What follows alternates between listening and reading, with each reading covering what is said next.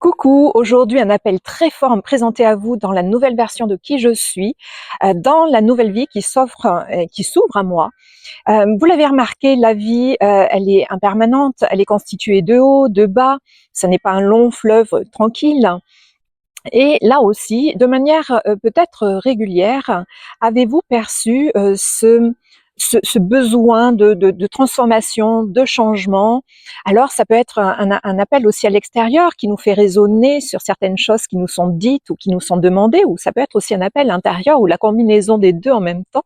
Mais en tout cas, il y a déjà une question quand elle arrive en conscience pour nous. C'est déjà un indice qu'il y a beaucoup de transformation et de renouveau à venir. Cette question, c'est qui suis-je? Qui suis-je? Alors ça, c'est un appel intérieur, mais déjà, il peut aussi y avoir un appel extérieur. Par exemple, quand on passe des entretiens d'embauche où la personne en face de nous nous demande voilà, madame, vous voulez bien vous présenter à moi, qui êtes-vous? Déjà, dans le qui êtes-vous, on est obligé de se poser cette question, c'est qui suis-je? Et là, à la demande, à l'injonction de l'extérieur, donc on me demandait, madame, qui êtes-vous? Oui, je suis Florence, j'ai été professeure, écrivain public, formatrice. J'ai ensuite changé de voie à nouveau pour me guider de plus en plus vers le développement personnel, où je me suis formée en tant que sophrologue, énergéticienne et également toujours formatrice, mais cartomancienne, puisque l'appel des cartes, je l'ai depuis très très jeune. Voilà comment je pourrais me présenter. J'ai créé une structure qui s'appelle Harmonie en Jeu, un centre de développement personnel qui me permet de délivrer des enseignements énergétiques, de faire des soins énergétiques avec les pierres, de tirer les cartes. Voilà comment je me serais présentée il y a encore quelques temps. Ça n'est plus le cas aujourd'hui. Tout est impermanent, je vous l'ai dit, tout change. Il y a un appel intérieur qui est venu fortement taper comme ça. Qui suis-je? Et c'est cette injonction, effectivement, quand c'est arrivé, voilà, qui suis-je? Finalement, ben, je suis. Je suis qui je suis, tout simplement. J'existe. J'existe, donc je suis, comme dirait un certain philosophe. Donc, il y a cette conscience que aujourd'hui, je suis telle que je suis. Merci à mon passé, merci à toutes les personnes que j'ai rencontrées sur mon chemin qui ont forgé la personne qui est actuellement devant vous.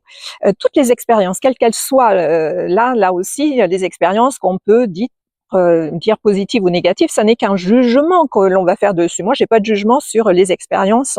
Je vois tout ce qu'elles m'ont apporté et tout ce qu'elles m'ont permis de construire à l'extérieur et dans mon intérieur. Et quand on est dans cette énergie, le je suis, c'est une énergie vraiment d'alignement en soi, où finalement, moi qui crois en licorne, en fait tous ces mondes imaginaires, eh bien, c'est le monde du tout est possible. Et c'est se poser les questions, mais qu'est-ce que tu as envie de faire dans ta vie? Pour moi, j'ai réalisé déjà plein de choses. Je suis extrêmement contente de tout ce que j'ai expérimenté, de tous les rôles que j'ai endossés, parce que quand on dit je suis professeur, par exemple, eh bien quelque part on s'identifie à un métier.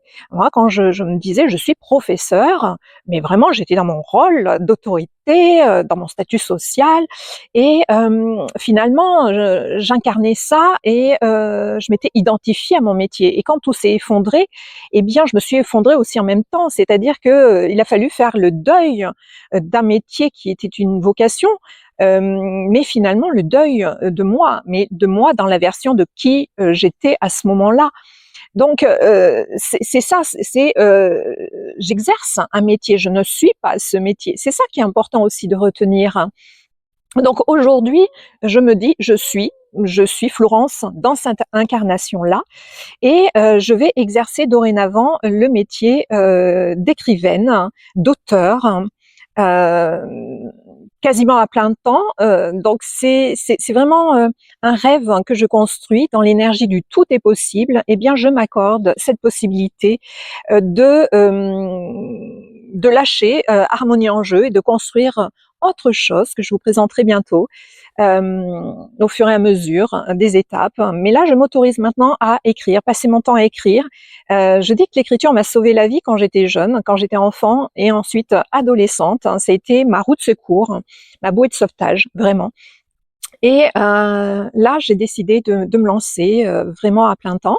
Et à côté de ça, je vais continuer à faire des choses un peu plus pour le collectif. Donc ça sera à définir. Mais pour l'instant, je me concentre vraiment sur l'écriture, hein, avec la création de ma maison d'édition qui s'appelle L'Effet Mystère.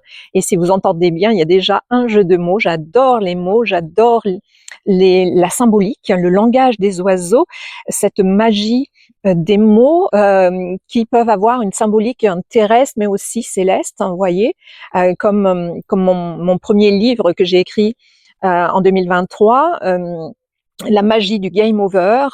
Donc la magie, on peut l'entendre au niveau terrestre comme la magie du magicien, hein, de la magicienne par exemple, mais aussi ça pourrait être l'âme qui agit, l'âme agit. Donc là, je vais beaucoup jouer sur les mots, sur les jeux de mots, je vais utiliser le langage des oiseaux. Et vraiment là, cet appel était là déjà en avril, hein, et je m'aperçois au fur et à mesure que je vous dis qu'en avril, c'était en avril 2023 que ça m'est tombé dessus comme ça, ce livre. Et je m'aperçois aussi, alors vous voyez, peut-être qu'il y a aussi vous des mois ou des dates, hein, qui reviennent de manière régulière dans votre vie en synchronicité. Ça peut être intéressant de regarder dans le rétroviseur si ça arrive, hein. Parce que moi, je prends conscience là que mois d'avril, hein, dans beaucoup d'événements de ma vie, ça s'est passé au mois d'avril, hein. Donc, une invitation rétrospective. Donc pour moi, au mois d'avril 2023, l'écriture m'est tombée dessus.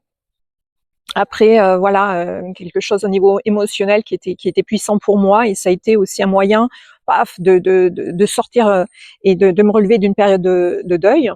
Et c'est revenu à nouveau cette année au mois d'avril, le 1er avril. Alors, j'ai créé aussi une chaîne YouTube avec des guidances, puisque voilà, la médiumnité fait aussi partie de moi et j'ai envie de délivrer des messages à ceux qui le voudront bien.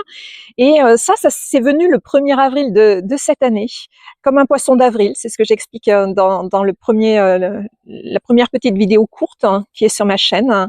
Et c'est vraiment ce besoin viscéral, hein, de délivrer des messages par tous les moyens possibles. Donc il y a la chaîne YouTube qui délivre des messages, des guidances quotidiennes, et puis il y a aussi les livres.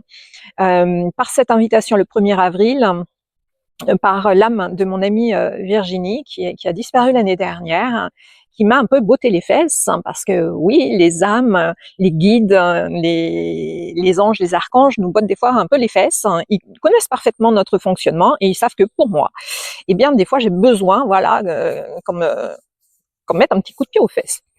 Et ce 1er avril, donc, Virginie est arrivée. Je lui avais fait une promesse, c'était de publier ses mémoires, son récit autobiographique. Et il y avait aussi beaucoup d'autres écrits qu'elle avait commencé. Et donc j'ai rassemblé tout ça et justement, je vais publier avec l'Effet Mystère ces 2 livres. Ça sera pour le mois d'octobre, je vous en parlerai ultérieurement. Et là où c'était très très rigolo, Virginie comme moi, on se ressemblait beaucoup sur beaucoup de choses.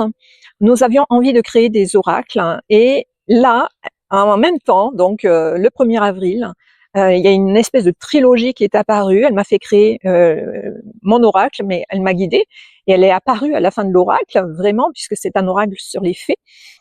Elle s'est matérialisée sous la forme de la fée Virginia. Donc elle apparaît à la fin de cet oracle pour nous donner des enseignements, des messages.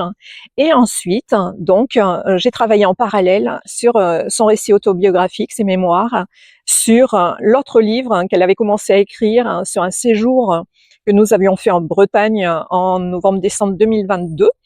Elle avait commencé à faire parler la maison qui nous accueillait. Il y avait les premières pages et donc elle m'a guidée pour finir la suite. Donc vous voyez, une espèce de trilogie avec un oracle, hein, des fées, avec La vie est un cadeau qui est son message à Virginie, son livre, hein, autobiographique, et ensuite il y a donc le livre sur cette maison qui parle. Le titre, bon, il reste encore un petit peu à être vu, et c'est vraiment ça qui lance l'effet mystère. Vous comprenez pourquoi l'effet mystère. Je commence avec une série sur les fées, et de fil en aiguille, Eh bien, j'en suis aujourd'hui à créer des comptes pour petits et grands. Ce sont des comptes psychomagiques. Là aussi, l'effet, c'est le central, mais à partir de là, on va toucher sur la guérison des blessures, apaiser ses émotions.